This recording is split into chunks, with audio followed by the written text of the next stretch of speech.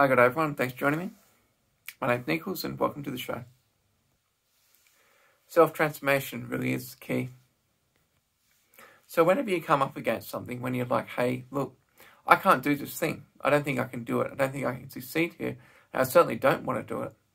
That's a moment. If you reframe that as a moment of challenge for self-transformation, then that makes it much, much more psychologically easier. And look, you can expect this to happen almost every day. In fact, you can expect it to happen more than once a day if you're on the edge of achievement, on the edge of potential, on the edge of performance. You can expect these things to happen quite regularly. It's a painful process. But if we see it as a process of self-transformation rather than overwhelming challenge, then it changes everything. It makes victory inevitable. So if we pragmatically accept this inevitable, that this is along the path, instead of thinking about, hey, I want to avoid this thing, instead see it as just a necessary step along the path of transformation. Or put another way, along the path of death and rebirth. And so external success and value become somewhat meaningless.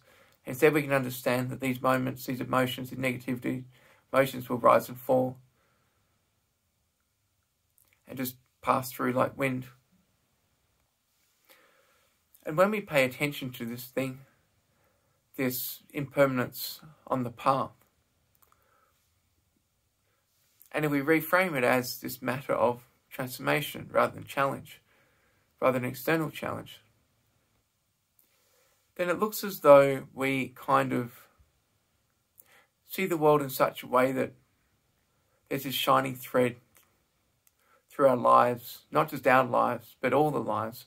It's almost like this shining thread of ideal that cuts through our own life and anchors us to eternity, from eternity for our birth and eternity of our death, but also anchors us to all the other lives that connect us as well.